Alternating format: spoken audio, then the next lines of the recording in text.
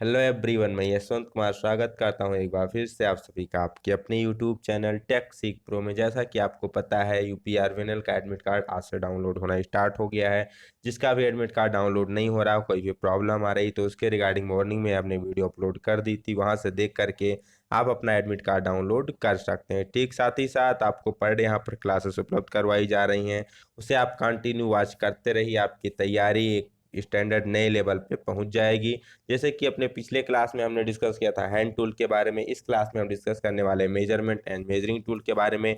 Class को start करने से पहले बता दें, अभी तक आपने हमारे चैनल को सब्सक्राइब नहीं किया तो चैनल को सब्सक्राइब करके बेल आइकन वाला बटन जरूर दबा लें, जिससे कि आपको लेटेस्ट क्लास की नोटिफिकेशन सबसे पहले मिलती रहे। और क्लास को ज़्यादा से ज़्यादा शेयर करें। जो भी आपके व्यूज़ होते हैं, जो भी आपके कमेंट होते हैं, आप कमेंट सेक्शन में जरूर अपनी राय देते रहें। So let us start today class. First question आज का हमारा क्या है? स्टील रूल होता है। स्टील रूल किस प्रकार का मीन्स इंस्ट्रूमेंट होता है? तो ये डायरेक्ट रीडिंग मेजरिंग इंस्ट्रूमेंट होता है। मीन्स इससे भी हम क्या कर सकते हैं, किसी भी कंपोनेंट की प्रत्यक्ष माप ले सकते हैं। जैसे steel rule, micrometer, vernier calliper, ये सभी क्या होते हैं? प्रत्यक्ष मापी यंत्र होते हैं। साथ ही साथ क्या करते हैं, एक सीधी रेखा में मापते हैं। Linear means linear measuring instrument होते हैं। तो इसको थोड़ा मॉडिफाई करें तो direct linear reading measuring instrument हम स्टील रूल को कह सकते हैं। किस मेटल का बना होता है? तो ये स्टेनलेस स्टील का या फिर स्प्रिंग स्टील का बनाया जाता है, जिसका मेट्रिक में लिस्ट काउंट 0.5 ब्रिटिश में लिस्ट काउंट 1/64 इंच होती है। ठीक, चलिए चलते हैं नेक्स्ट क्वेश्चन की तरफ। दूसरा, कंपोनेंट की माप लेते समय क्या निर्धारित किया जाता है? तो जब भी हम किसी कंपोनेंट को मापते हैं तो उस समय क्या निर्धारित करते हैं? तो उसका जो मीन्स जब हम उसको मेजर कर रहे होते हैं तो क्या निर्धारित करते हैं? उसका एक्चुअल साइज निर्धारित करते हैं। जो भी उसका वास्तविक साइज होता है वही उस समय हम क्या कर रहे हैं, मेजर करते हैं। जैसे मान लीजिए आप लेथ मशीन पे टर्निंग कर रहे हैं, तो टर्निंग करते समय जब आप उसकी जो आपको मेजर करते हैं तो उसे हम क्या कहते हैं? वास्तविक साइज कहते हैं, एक्चुअल साइज कहते हैं। तो मापने के बाद जो हमें साइज प्राप्त होती है उसे क्या कहते हैं? एक्चुअल साइज कहते हैं। नेक्स्ट चलते हैं, स्टील रूल की धातु क्या होती है? जैसा कि ऊपर ही अभी हमने बताया कि स्टील रूल किस मेटल का बना होता है, तो स्टेनलेस स्टील का या फिर स्प्रिंग स्टील का बनाया जाता है, जिसके ऊपर क्रोमियम की फिनिशिंग क्रोम फिनिश कर दी जाती है, जिससे कि उस पर जंग वगैरह ना लग सके। नेक्स्ट, किसी सरफेस की फ्लैटनेस को और स्क्वायरनेस को चेक करने के लिए किसका प्रयोग किया जाता है? तो आप सभी को पता है, जब भी हमें किसी जो आपकी स्क्वायरनेस चेक करनी होती है या फिर फ्लैटनेस चेक करनी होती है तो हम किसका प्रयोग करते हैं? ट्राई स्क्वायर का प्रयोग करते हैं। ठीक, ट्राई स्क्वायर किस मेटल का बना होता है? तो ये हाई कार्बन स्टील या फिर स्टेनलेस स्टील का बनाया जाता है, जिसके बेसिकली दो पार्ट होते हैं। एक होता है स्टॉक और दूसरा होता है आपका ब्लेड, जो कि दोनों 90 डिग्री के कोण पर एक दूसरे से जुड़े होते हैं। प्रयोग कहाँ किया जाता है? तो स्क्वायरनेस चेक करने के लिए, साथ ही साथ फ्लैटनेस चेक करने के लिए, 90 डिग्री पर दो मीन्स एडजेसेंट सरफेस की जांच करने के लिए इसका प्रयोग किया जाता है। ठीक, यहाँ पर एक क्वेश्चन पूछा जाता है कि ट्राई स्क्वायर में ब्लेड के नीचे एक अंडर कट दिया जाता है। यहाँ पर मान लो अगर ये स्टॉक से कुछ इस प्रकार आपका ब्लेड जुड़ा हुआ तो यहाँ पर छोटा सा अंडर कट होता है। तो ये अंडर कट किस लिए दिया जाता है? तो ये जॉब पर जो किनारे पर कॉर्नर पर बर्स वगैरह होती हैं उसको स्थान देने के लिए बेसिकली ये बर प्रोवाइड किया जाता है। चलते हैं नेक्स्ट क्वेश्चन की तरफ। निम्नलिखित में से कौन सा एक अप्रत्यक्ष मापी है? अप्रत्यक्ष मापी इन द सेंस इनडायरेक्ट है। इनडायरेक्ट का मतलब क्या है? मीन्स इससे माप लेने के बाद आपको क्या इसकी रीडिंग को किसी दूसरे इंस्ट्रूमेंट पर, मेजरिंग इंस्ट्रूमेंट पर ट्रांसफर करना होता है। डायरेक्टली आप इससे रीडिंग नहीं ले सकते, आपको माप नहीं पता चलेगी। इस पर कोई ग्रेजुएशन वगैरह नहीं बनी होती है। तो कौन सा होता है? तो अगर देखा जाए तो हमारे सबसे पहला ऑप्शन ही जो कैलिपर होता है, चाहे वो इनसाइड कैलिपर हो या आउटसाइड कैलिपर हो, क्या होता है? इनडायरेक्ट रीडिंग मेजरिंग इंस्ट्रूमेंट होता है। इससे हम माप लेने के बाद क्या करते हैं, इसकी रीडिंग को स्टील रूल पर ट्रांसफर करके हम फिर उसकी रीडिंग का पता लगाते हैं। बाकी vernier calliper, bevel protractor, inside micrometer, ये सभी क्या होते हैं? डायरेक्ट मेजरिंग इंस्ट्रूमेंट के अंतर्गत आते हैं। नेक्स्ट क्वेश्चन, एसआई यूनिट के अनुसार लंबाई की बेस यूनिट क्या होती है? What is the base unit of length? तो लेंथ की यूनिट क्या होती है? मीटर होती है। ठीक, लंबाई की मीट्रिक यूनिट क्या होती है? मीटर होती है। नेक्स्ट चलते हैं 7 नंबर क्वेश्चन की तरफ। निम्नलिखित में से कौन सा ट्राई स्क्वायर के लिए सही नहीं है? इस ट्राई स्क्वायर से संबंधित निम्नलिखित में से कौन सा ऐसा ऑप्शन है जो उसके साथ मैच नहीं खाता है? सबसे पहले समकोण मापना, तो आप सभी को पता होना चाहिए समकोण को मापता नहीं है, मापने वाला शब्द क्या हो जाता है, गलत हो जाता है। ये समकोण को क्या करता है, मेजर करता है, मीन्स 90 डिग्री को ये मेजर करता है, ना कि 90 डिग्री को, सॉरी 90 डिग्री को चेक करता है, ना कि 90 डिग्री को मेजर करता है। तो पहला ही ऑप्शन क्या हो जाएगा, सही हो जाएगा, जो कि ट्राई स्क्वायर से मैच नहीं करता। बाकी ये स्क्वायरनेस को चेक करता है, किसी एज के साथ 90 डिग्री पर रेखा खींच सकता है, वर्कपीस को 90 डिग्री पर सेट कर सकता है। तो ये तीनों सही है। आपका पहला वाला क्या हो जाएगा, गलत हो जाएगा, जो कि इस क्वेश्चन का सही आंसर हो जाएगा। नेक्स्ट क्वेश्चन की तरफ चलते हैं। निम्नलिखित में से कौन सा एक प्रत्यक्ष मापी औजार है। प्रत्यक्ष मापी इन द सेंस डायरेक्ट आप मेजरिंग कर सकते हैं उससे। तो स्टील रूल पर आपको पता है ग्रेजुएशन बनी होती है, कैसा है, डायरेक्ट रीडिंग मेजरिंग इंस्ट्रूमेंट होता है। बाकी try square, straight edge, ring gauge, telescopic gauge, ये सभी क्या होते हैं, इनडायरेक्ट रीडिंग मेजरिंग इंस्ट्रूमेंट के अंतर्गत आते हैं। नेक्स्ट क्वेश्चन, स्टील रूल की सहायता से कम कितनी माप ली जा सकती है। तो यहाँ पर सारे आपको मेट्रिक में दिए गए हैं। तो हमने आपको बताया था मेट्रिक में 0.5 mm की एक्यूरेसी में माप ले सकते हैं। ठीक, वही इसका क्या होता है, लिस्ट काउंट होता है। अगर ब्रिटिश में दिया जाए तो 1/64 इंच उसकी लिस्ट काउंट हो जाती है। 10 नंबर, ट्राई स्क्वायर के द्वारा किस कोण की चेकिंग कर सकते हैं। तो ट्राई स्क्वायर के द्वारा हम 90 डिग्री के एंगल की चेकिंग कर सकते हैं। मीट्रिक माइक्रोमीटर के एक पूरे चक्कर में थिम्बल कितना आगे बढ़ता है। ये क्वेश्चन पूछा गया है। जो हमारा माइक्रोमीटर होता है, चाहे वो मीट्रिक हो, ब्रिटिश हो, यहाँ पर चूंकि रीडिंग सारी मीट्रिक में दी गई है, तो हम मीट्रिक माइक्रोमीटर की बात कर रहे हैं। जब हम क्या करते हैं, थिम्बल को एक पूरा चक्कर आगे बढ़ाते हैं, ठीक, मीन्स एक पूरा चक्कर घुमाते हैं, तो हमारा स्पिंडल कितना आगे बढ़ता है। तो कितना आगे बढ़ता है, 0.5 mm आगे बढ़ता है। ठीक, तो इस ऑप्शन का क्या सही आंसर हो जाएगा, इस क्वेश्चन का 0.5 mm हो जाएगा। तो हम थिम्बल को एक पूरा राउंड घुमाएंगे तो स्पिंडल कितना आगे बढ़ेगा, 0.5 mm आगे बढ़ेगा। अगर पूछा जाए कि एक मतलब एक थिम्बल के एक डिवीजन की वैल्यू कितनी होती है, तो 0.01 mm होती है, जो कि उसके लीस्ट काउंट के बराबर होती है। या 0.5 mm क्या होता है, ये 0.5 mm की पिच ही, इस 0.5 mm कि पिच की थ्रेड क्या होती है, स्पिंडल पर कटी होती है, कि एक चक्कर पूरा घुमाने पर थिम्बल को 0.5 mm हमारा स्पिंडल आगे बढ़ जाता है। नेक्स्ट, वर्नियर बेवल प्रोटेक्टर का लीस्ट काउंट कितना होता है। तो आप सभी को पता है वर्नियर बेवल प्रोटेक्टर का लीस्ट काउंट कितना होता है, 5 मिनट होता है। ये 5 मिनट की एक्यूरेसी में क्या करता है, मेजर कर सकता है। मीट्रिक माइक्रोमीटर का लीस्ट काउंट कितना होता है। तो मीट्रिक माइक्रोमीटर का लीस्ट काउंट कितना हो जाएगा, 0.01 mm मीट्रिक माइक्रोमीटर का लीस्ट काउंट हो जाएगा। एक आउटसाइड माइक्रोमीटर में निगेटिव एरर है। यहाँ पर आप थोड़ा क्वेश्चन को ध्यान से देखेंगे, माइक्रोमीटर की एरर से क्वेश्चन है। कौन सी एरर है, निगेटिव एरर है। सही रीडिंग के लिए क्या करेंगे, तो सबसे पहले आपको पता होनी चाहिए कि एरर क्या होती है। तो जब कभी भी हमारे माइक्रोमीटर में स्पिंडल व एनविल के फेस दोनों क्या होते हैं, आपस में मिले होते हैं। माइक्रोमीटर कुछ इस साइज का होता है, यहाँ पर आपका एनविल होता है, ये स्पिंडल, जब ये दोनों आपस में क्या कर रहे होते हैं, कॉन्टेक्ट बना रहे होते हैं। यहाँ पर कोई वर्कपीस हो, कॉन्टेक्ट में है ये दोनों, परंतु यहाँ पर जो स्लीप पर डेटम लाइन होती है और थिम्बल पर जो डेटम लाइन होती है, दोनों आपस में मैच नहीं करती। ठीक, मीन्स जो यहाँ पर डेटम लाइन होती है एक, ये थिम्बल के जीरो के साथ मेल नहीं करती है। तो इस कंडीशन में क्या होता है, माइक्रोमीटर में एरर होता है। अब कब प्लस होगा, कब माइनस होगा। मान लीजिए यहाँ पर डेटम लाइन की जीरो है, अब जो हमारे स्लीप की है, सॉरी जो थिम्बल की हमारी जीरो लाइन है, अगर इससे ऊपर निकल जाती है, कहाँ निकल जाती है, इससे ऊपर निकल जाती है, तो कौन सी एरर हो जाती है, तो निगेटिव एरर हो जाती है। और अगर इससे नीचे रह जाती है या पीछे रह जाती है, तो उसे क्या कहते हैं, उसे पॉजिटिव एरर कहते हैं। निगेटिव एरर को हम कैसे सही करते हैं, तो निगेटिव एरर को हम रीडिंग में क्या करते हैं, जोड़ देते हैं, और पॉजिटिव एरर को क्या करते हैं, रीडिंग में से घटा देते हैं, तो हमें एक्यूरेट रीडिंग प्राप्त हो जाती है। कई बार पूछा जाता है एरर को कैसे ठीक किया जाता है, तो इसको सी स्पैनर के द्वारा सही किया जाता है। तो कौन सी एरर है, निगेटिव एरर है। तो निगेटिव एरर को हम क्या करेंगे, जो भी हमारी वास्तविक रीडिंग होगी उसमें क्या करेंगे, जोड़ देंगे। तो यहाँ से ऑप्शन नंबर फर्स्ट सही हो जाता है।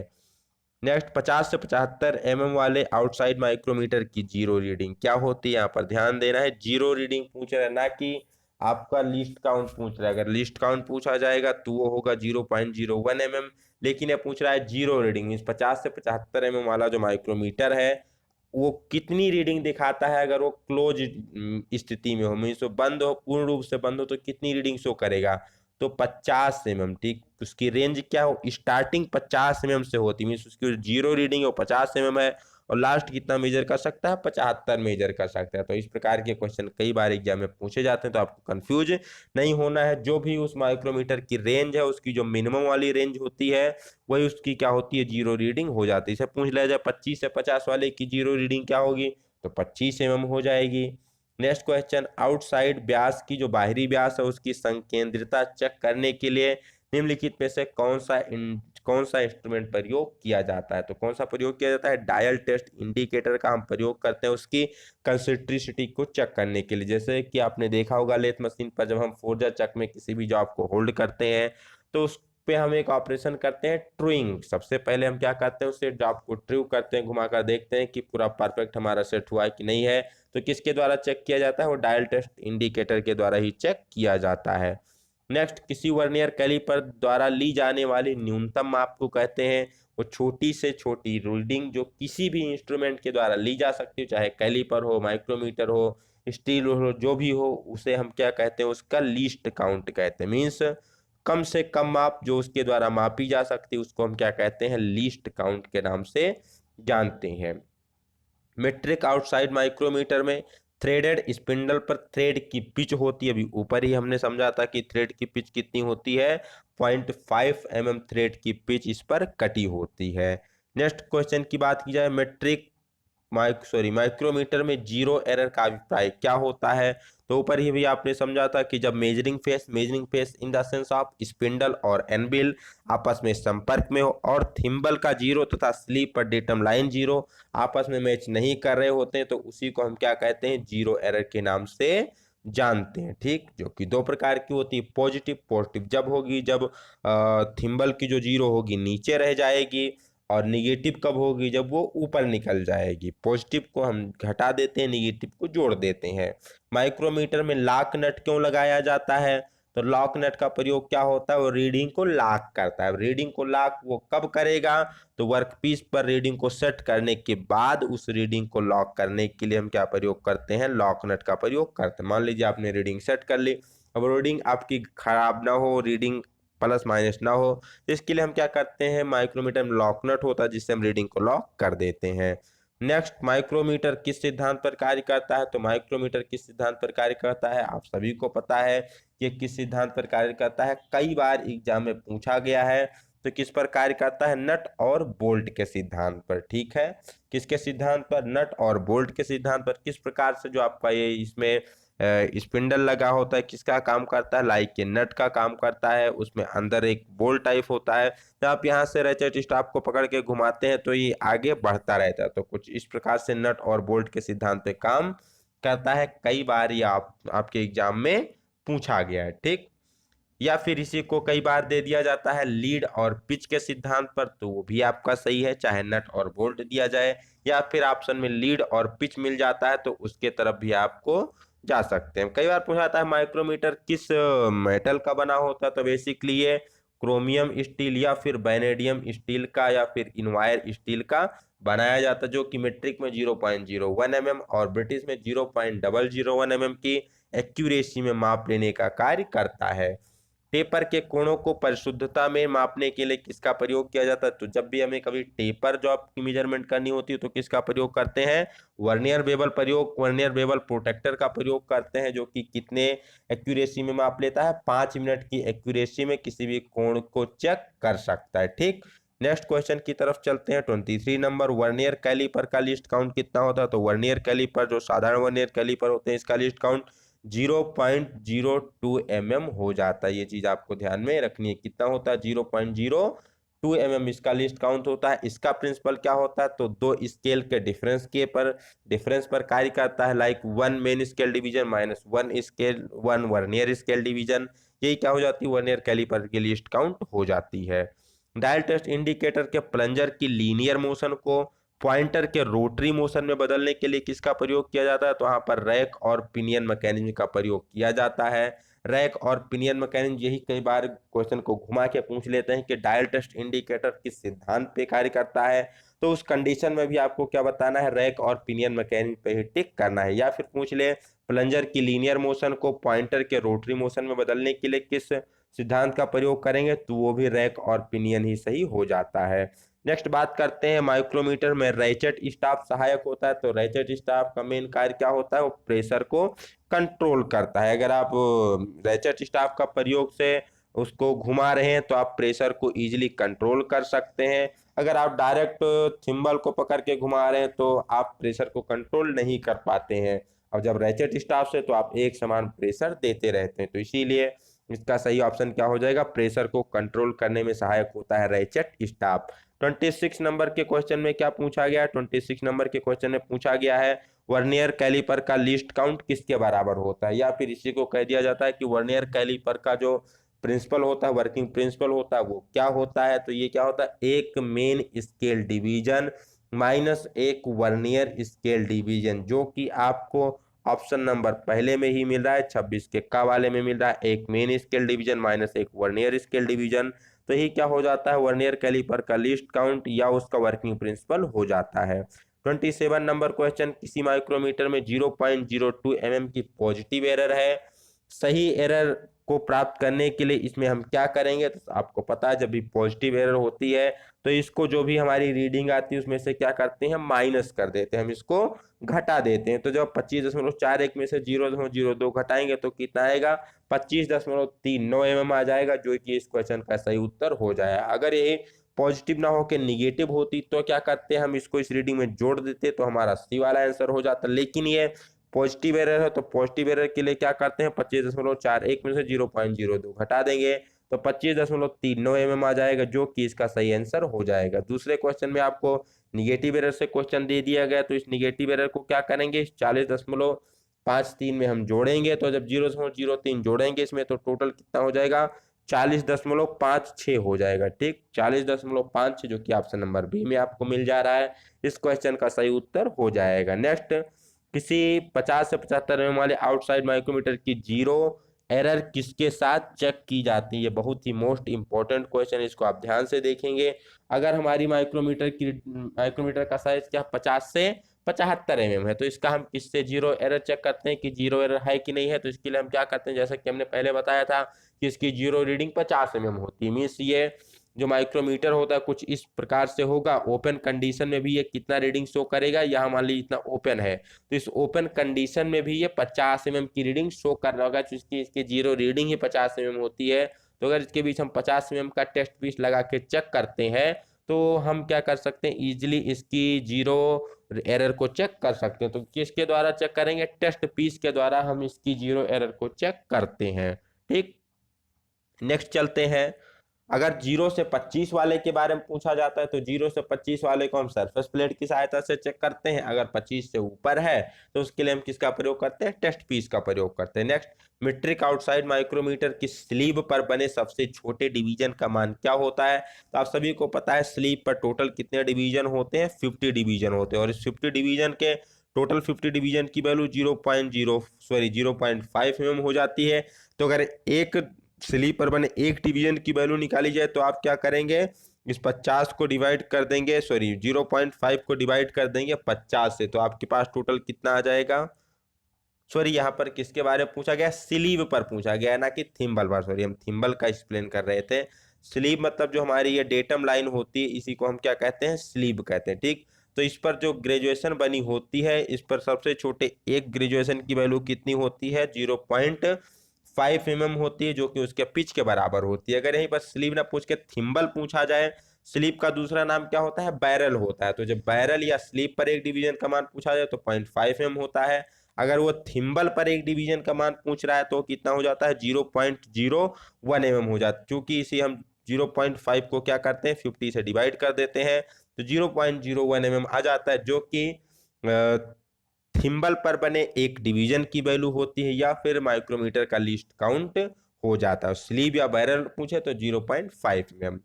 मीट्रिक आउटसाइड माइक्रोमीटर के थिम्बल के बेबल एज पर बने एक डिवीजन का मान, जो कि अभी हमने ऊपर बताया आपको, ये कितना हो जाता है, 0.01 mm के बराबर हो जाता है।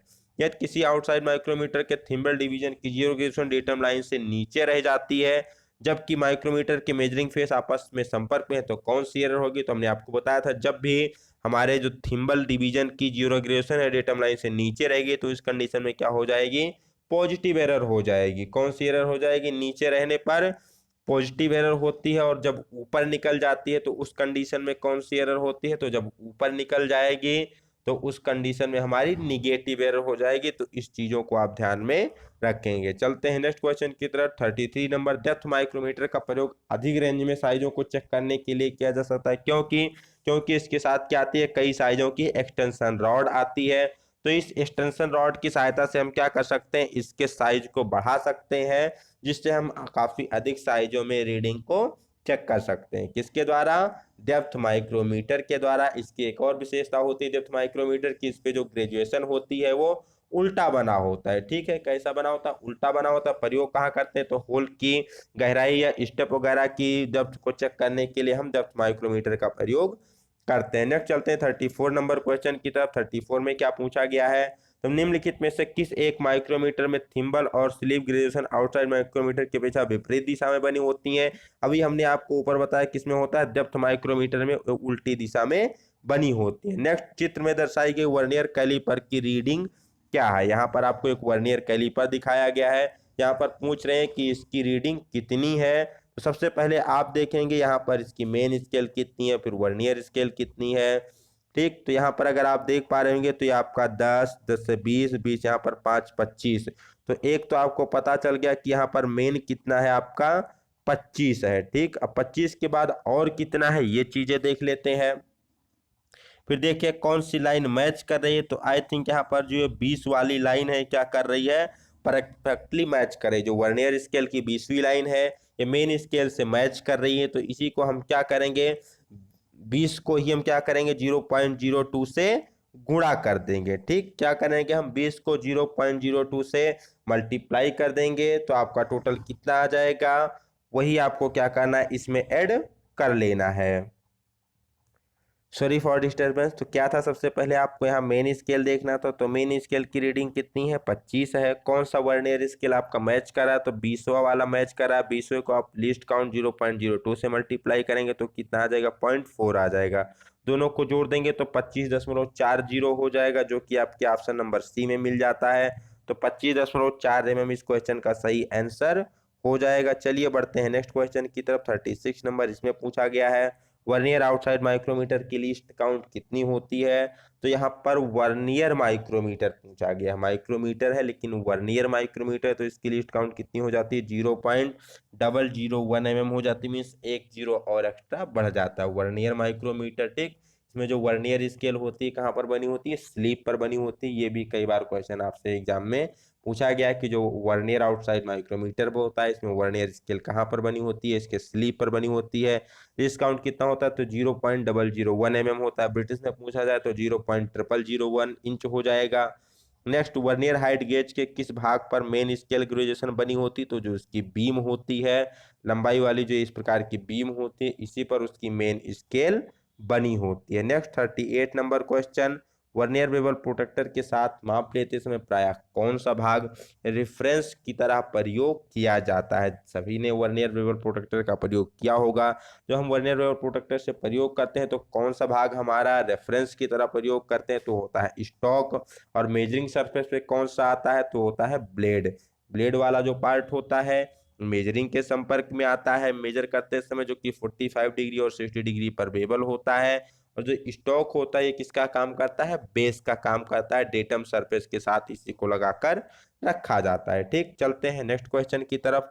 नेक्स्ट क्वेश्चन में पूछा गया है वर्नियर बेवल प्रोटेक्टर के किस भाग पर मेन स्केल डिवीजन बनी होती है। बहुत ही मोस्ट इंपॉर्टेंट क्वेश्चन है कि कौन सा ऐसा पार्ट होता है वर्नियर बेवल प्रोटेक्टर का जिस पर मेन स्केल डिवीजन बनी होती है। तो ये होता है आपका डिस्क। किस पर बनी होती है, डिस्क पर आपके मेन स्केल डिवीजन बनी होती है। और अगर डायल की बात की जाए तो इस पर क्या होता है, इस पर वर्नियर स्केल डिवीजन बनी होती है। ये भी आपको ध्यान में रखना है। तो डिस्क पर क्या होता है, मेन स्केल डिवीजन होती है, और डायल पर क्या होता है, वर्नियर स्केल डिवीजन होती है। ठीक, चलते हैं नेक्स्ट क्वेश्चन की तरफ। वर्नियर रिवर प्रोटेक्टर के प्रत्येक वर्नियर स्केल डिवीजन का मान कितना होता है, मीन्स उसके एक वर्नियर स्केल डिवीजन की वैल्यू कितनी होती है। तो एक वर्नियर स्केल डिवीजन की वैल्यू होती है 1 डिग्री 55 मिनट, और एक मेन स्केल डिवीजन की वैल्यू कितनी होती है, वो 1 डिग्री होती है।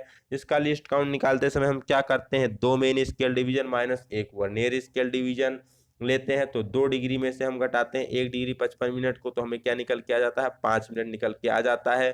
वही क्या हो जाता है, वर्नियर रिवर प्रोटेक्टर का लिस्ट काउंट हो जाता है। जैसे कि नेक्स्ट क्वेश्चन में पूछा गया है कि वर्नियर रिवर प्रोटेक्टर के मेन स्केल डिवीजन का मान कितना होता है, तो ये होता है 1 डिग्री होता है। लिस्ट काउंट कितना होता है, तो लिस्ट काउंट 5 मिनट होता है। तो आशा करते हैं इससे वर्नियर रिवर प्रोटेक्टर से सारे क्वेश्चन आपको क्लियर हो गए होंगे। वर्नियर डेप्थ गेज की लिस्ट काउंट कितनी होती है, तो कि वर्नियर है तो लिस्ट काउंट कितनी हो जाएगी, 0.02 mm हो जाएगी, चाहे वो डेप्थ गेज हो या वर्नियर कैलिपर हो, 0.02 mm ही उसका लिस्ट काउंट हो जाएगा। अब वर्नियर डेप्थ गेज का प्रयोग किसके मापने के लिए किया जाता है, तो जो वर्नियर डेप्थ गेज है इसका प्रयोग स्टेप ब्लाइंड होल की गहराई को चेक करने के लिए किया जाता है। एक ऐसा होल जो कि पूरी लंबाई में नहीं बना है, या ब्लाइंड होल कह सकते हैं, या फिर स्टेप होल होता है, तो उसकी गहराई को चेक करने के लिए, डेप्थ को चेक करने के लिए वर्नियर डेप्थ गेज का प्रयोग किया जाता है। 45 number question, vernier height gauge की लिस्ट काउंट कितनी होती है, तो इसकी भी लिस्ट काउंट 0.02 mm होती है। लेइंग आउट करते समय वर्नियर हाइट गेज को प्रयोग करना चाहिए, तो वर्नियर हाइट गेज को किसके साथ प्रयोग करना चाहिए, तो आप सभी को पता होना चाहिए। बेसिकली हम किस पर प्रयोग करते हैं, सरफेस प्लेट पर रखकर ही मार्किंग करते समय हम वर्नियर हाइट गेज का प्रयोग करते हैं। जो आपका एंगल प्लेट या वी ब्लॉक होता है उसको भी सरफेस प्लेट पर रखते हैं, हर साथ वर्नियर हाइट गेज को सरफेस प्लेट पर रखकर हम क्या करते हैं, मार्किंग का काम करते हैं। इसी को लेइंग आउट के नाम से जाना जाता है। वर्नियर हाइट गेज का साइज किसके द्वारा स्पेसिफाई किया जाता है, तो उसकी जो बीम की ऊंचाई होती है, मीन्स कितना ऊंचा बीम है, जितना ऊंचा बीम होगा उतने उसकी क्या होगी, मेन स्केल ग्रेजुएशन उतनी ज्यादा होगी। तो बीम की ऊंचाई के द्वारा हम वर्नियर हाइट गेज को क्या करते हैं, स्पेसिफाई करते हैं। Next question, vernier height gauge के द्वारा मार्किंग करते समय कार्य को प्रायः, जब भी हम वर्नियर हाइट गेज के द्वारा मार्किंग करते हैं तो जो हमारा वर्कपीस होता है उसको क्या करते हैं, किस प्रकार से उसको सपोर्ट दिया जाता है, तो आप सभी को पता है प्रायः एंगल प्लेट के द्वारा क्या करते हैं, हम उसको सपोर्ट देते हैं। अगर हमारा छोटा है तो प्लेन एंगल प्लेट लेते हैं, बड़ा जॉब है तो उसको क्लेम करने के लिए स्लॉटेड एंगल प्लेट लेते हैं जिसमें स्लॉट कटे होते हैं। नट बोल्ट की सहायता से हम क्या करते हैं, उसमें क्लैंप करके उसको सपोर्ट देते हैं। ठीक, नेक्स्ट क्वेश्चन, सबसे छोटे साइज के इनसाइड माइक्रोमीटर की स्लीप पर किस रेंज में ग्रेजुएट सबसे छोटे साइज के इनसाइड माइक्रोमीटर की स्लीप पर किस रेंज में ग्रेजुएशन बनी होती है, भी आपको पता होना चाहिए। तो कितने में होती है, 13 mm के रेंज में ग्रेजुएशन बनी होती है, जिस पर हम 12 mm का स्पेसिंग कॉलर लगा के टोटल उसकी रीडिंग को क्या करते हैं, 25 mm तक हम इंक्रीज कर सकते हैं। इसके बाद हम क्या करते हैं, एक्सटेंशन रॉड का प्रयोग करके और फर्दर उसकी रीडिंग को बढ़ाते रहते हैं। बस जो सबसे छोटा मीन्स रेंज का ग्रेजुएशन होता है वो कितना होता है इनसाइड माइक्रोमीटर पर, तो 13 mm के रेंज में ग्रेजुएशन बनी होती है। वर्नियर बेवल प्रोटेक्टर के 5 मिनट की लिस्ट काउंट को कैसे प्राप्त किया जाता है, 23 मेन स्केल डिवीजन को कितने मीन्स वर्नियर डिवीजन में बांटते हैं, तो वर्नियर बेवल प्रोटेक्टर में 5 डिग्री की लिस्ट काउंट प्राप्त करने के लिए हम 23 डिग्री जो हमारा मेन स्केल डिवीजन होता है इसको हम वर्नियर स्केल के टोटल बराबर 12 भागों में बांटते हैं। कितने भागों में बांटते हैं, 12 बराबर भागों में बांट कर हम 5 डिग्री की लिस्ट काउंट 5 मिनट की लिस्ट काउंट को प्राप्त करते हैं। तो आपको पता होना चाहिए 23 मेन स्केल डिवीजन किसके बराबर हो जाता है, यहाँ पर 12 वर्नियर स्केल डिवीजन के बराबर हो जाता है। चलते हैं नेक्स्ट क्वेश्चन की तरफ, किसी 90 डिग्री से कम कोण को क्या कहते हैं, तो जो 90 डिग्री से कम कोण होता है उसको न्यून कोण कहते हैं। 90 डिग्री का जो कोण होता है उसे सम कोण कहते हैं, 90 डिग्री से जो अधिक होता है उसको अधिक कोण के नाम से जाना जाता है। नेक्स्ट, यूनिवर्सल वेबर प्रोटेक्टर का सिद्धांत किसके समान होता है, तो चाहे वो यूनिवर्सल वेबर प्रोटेक्टर हो उसका सिद्धांत किसके समान होगा, वर्नियर वेबर प्रोटेक्टर के समान ही होगा, दोनों सेम प्रिंसिपल पर वर्क करते हैं। नेक्स्ट 53 नंबर क्वेश्चन, निम्नलिखित चित्र में दिखाई गई वर्नियर आउटसाइड माइक्रोमीटर की रीडिंग कितनी है। यहाँ पर एक आपको वर्नियर आउटसाइड माइक्रोमीटर दिखाया गया है, इसकी रीडिंग पूछी गई है कि टोटल यहाँ पर इसकी रीडिंग कितनी है। तो सबसे पहले आपको क्या करना है, मेन स्केल देखना है जो कि 10 11, 12 टोटल ये कितने पर मैच कर रहा है? 12 पर। यहाँ पर आपके टोटल क्या हो गया? मेन स्केल डिवीजन हो गया। अब इसके बाद आप इधर थिम्बल वाली देखेंगे कि कौन सी लाइन मैच कर रही है। तो 25 के पहले एक यहाँ पर आपको 24 वाली लाइन दिख रही है कि यहाँ पर एक आपके पास 24 वाली लाइन इस पर क्या कर रही है? मैच कर रही है। तो 12.24 आपका सीधा हो गया। अब देखेंगे कौन सी इस वर्नियर स्केल में कौन सी रेखा मैच कर रही है। तो जो एक्स के द्वारा दिखाई गई ये रेखा मैच कर रही है। एक्स वाली कौन सी नंबर 1, 2, 3 नंबर वाली रेखा एक्स पर मैच कर रही है। तो इसके आगे 3 जोड़ देंगे तो टोटल कितना हो जाएगा? 12.24 3 इसकी टोटल रीडिंग हो जाएगी। सबसे पहले क्या देखा आपने? मेन स्केल देखा, 12 मिला। ठीक, इसके बाद आपने थिम्बल वाला देखा तो आपको 24 मिला। लिस्ट काउंट 0.01 से अगर मान लीजिए इसको मल्टीप्लाई करेंगे तो कितना हो जाएगा? 12.24 आ जाएगा। फिर आपकी जो तीसरी लाइन मैच कर रही इसको इसके लिस्ट काउंट 0.001 से मल्टीप्लाई करेंगे तो 0.003 आ जाएगा। इसमें जोड़ेंगे तो 12.243 टोटल हो जाएगा, जो कि इसका करेक्ट रीडिंग आ जाएगा। 1 पाउंड किसके बराबर होता है? जो आपको पता है वेट मेजरमेंट का जब हम सीजीएस लेते हैं तो उसमें क्या लेते हैं? पाउंड लेते हैं। मेट्रिक में क्या होता है? किलोग्राम होता है। तो 1 पाउंड कितने किलोग्राम के बराबर होता है, यही इस क्वेश्चन में आपसे पूछा गया है। तो 1 पाउंड 0.454 मीन्स 0.454 किलोग्राम के बराबर होता है 1 पाउंड। और 1 किलोग्राम में 2.2 पाउंड होते हैं। ये भी कई बार क्वेश्चन रिवर्स करके पूछ लिया जाता है। 1 किलोमीटर किसके बराबर होता है? मीन्स यहाँ पर मील दिया गया है। 1 किलोमीटर कितने मील्स के बराबर होता है? तो 0.622 मील के बराबर होता है। मीन्स 1 किलोमीटर में 0.622 मील होते हैं या 1 मील में 1.6 किलोमीटर होते हैं। दोनों तरीके से आप इसको याद रख सकते हैं। नेक्स्ट, 10⁶ के उपसर्ग का मतलब क्या होता है? अगर कहीं लिखा है 10⁶ तो इसे आप किस नाम से जानते हैं? तो इसको कहा जाता है मेगा के नाम से। किलो को क्या कहते हैं? 10⁻³ के नाम से जानते हैं। ठीक, नेक्स्ट, 10⁻⁻1 के उपसर्ग का मतलब क्या होता है? 10⁻ जो -1 है इसको क्या कहते हैं? तो इसे कहा जाता है डेसी। 10⁻2 सेंटी, 10⁻³ मिली, इसी प्रकार डेसी, सेंटी, मिली, माइक्रो, इसी प्रकार से आपका कम होता रहता है। तो -1 है तो इसे क्या कहेंगे? हम डेसी कहेंगे। -6 है तो इसे क्या कहेंगे? माइक्रो कहेंगे। सेंटी किसे कहेंगे? -2 को। मिली -3 को।